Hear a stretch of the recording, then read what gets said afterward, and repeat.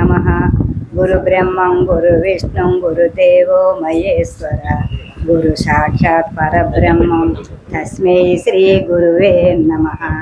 సభంగా అలంకరించిన పెద్దలందరికీ నా ద్వాదశి వందనాలు. వేదికను అలంకరించిన పెద్దలందరికీ నా ద్వాదశి వందనాలు. సభను అలంకరించిన చిన్నలందరికీ నా ఆశీస్సులు, పెద్దలందరికీ నా నమస్కారం. హృదయ గంధి విడుటకై సదతయి బోధ తెలుపు జనతా గురుడౌ.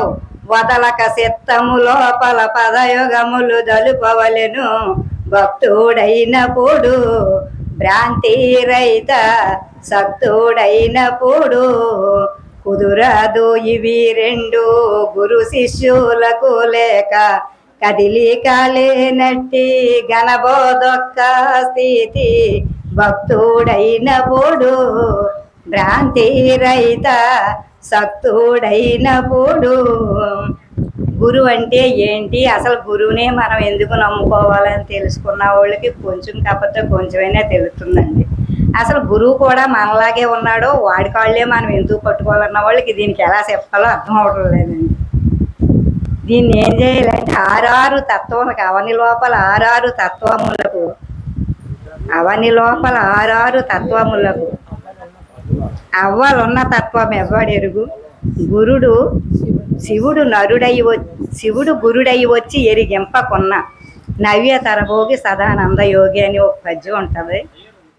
అసలు శివుడే పరమేశ్వరుడే గురుడై వచ్చాడు. గురుడు నరుడు కాదు ఈశ్వరుడు అని మనం చదువుకుంటానే ఉన్నాం. కానీ గురువునే ఎందుకు ఆశ్రయించాలనేది మాత్రం కొంతమందికి ఇంకా కొంచెం సంశయంగానే ఉంది. ఆ సంశయం విడిపోవాలంటే దీన్ని దృఢం అయ్యి పెద్దలందరూ చెప్పింది విని ఇది ఇట్టిది అని గ్రహింపగలిగిన శక్తి ఉన్నవాళ్ళు ఈ సంశయానికి దారి ఉండదు. గురువునే నమ్మాలి, గురువు దగ్గరికి వెళ్ళాలి. ఆ గురువు వల్లే అక్క చెప్పినట్టు ఈ మాత్రలు మింగాలి. దీని జబ్బు నయం అవ్వాలి. లేకపోతే దీని జబ్బు నయం అవ్వదు. మనం ఇంట్లో ఉండి ఎంత చేసినా దీని పని ఇదే చూస్తుంది తప్ప ఇది వదిలిపెట్టే పద్ధతి కాదు. కాబట్టి పెద్దలందరూ చెప్పింది మనం నెవరేసుకుంటూ నాకు చెప్పడం సరిగ్గా రాదండి. 1 సంవత్సరం అయ్యింది.